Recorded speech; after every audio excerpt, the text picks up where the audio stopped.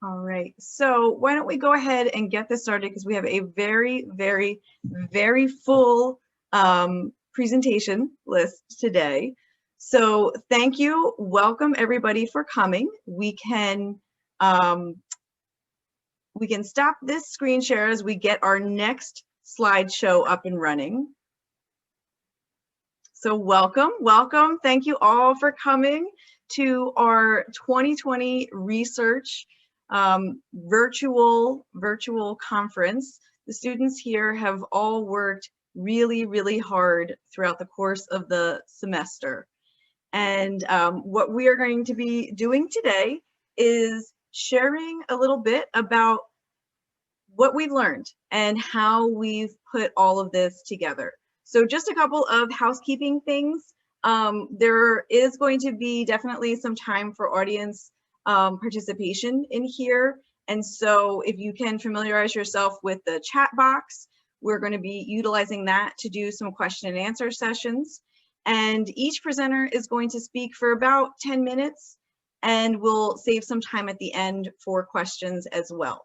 So thank you all for coming in. And we know in our virtual world here, right, the way that we do this is that if it's a drop in and drop out,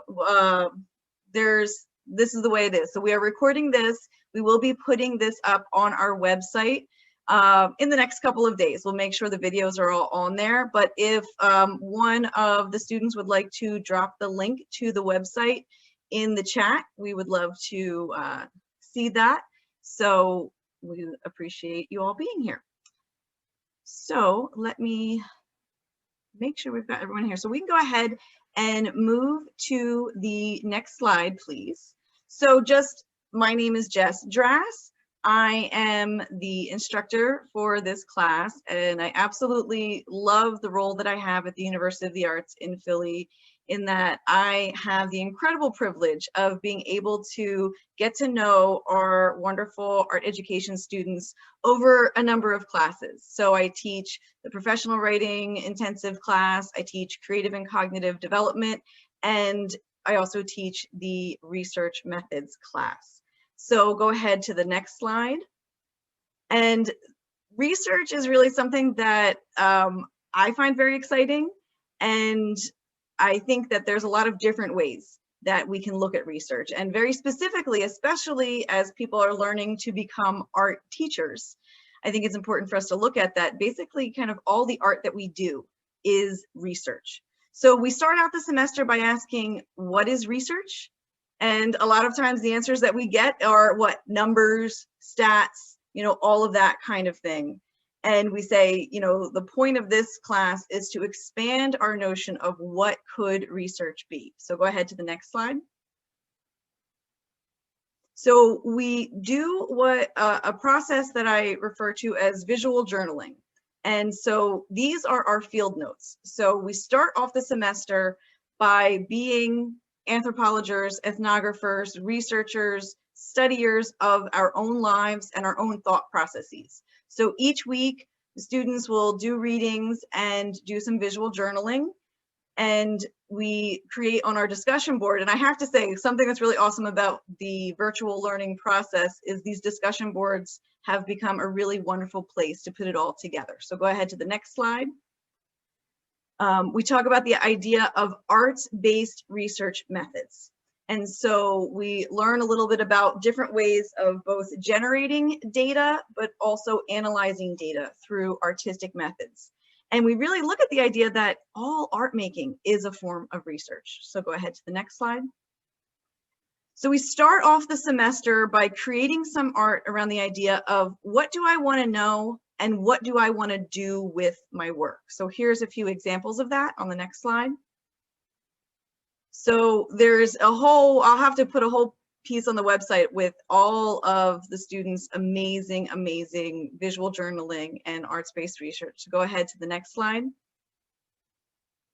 Some more examples of looking at this. And really through the course of the semester, they've put stuff together in idea maps, and they've researched, other types of ideas and things put out there. And we talk about, go ahead to the next slide,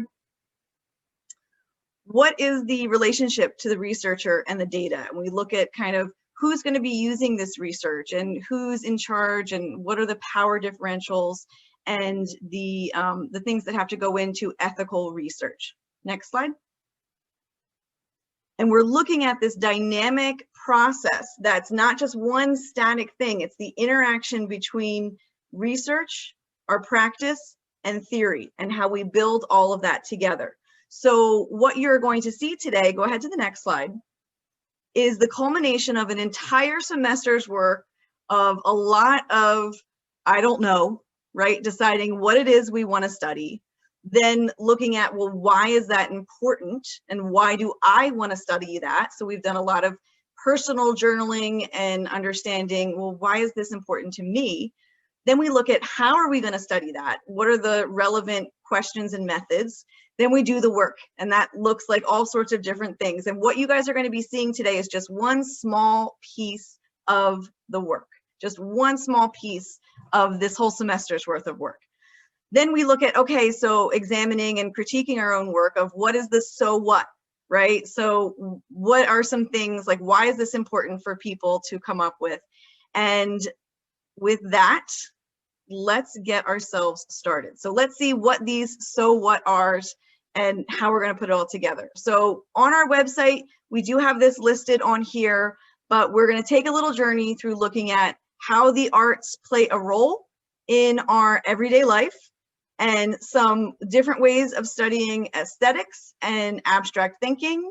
Then we're going to take a look into process and moving into self-identity, and then looking at some takes on post-traumatic growth and finishing out with some really interesting ways of how we can change the landscape.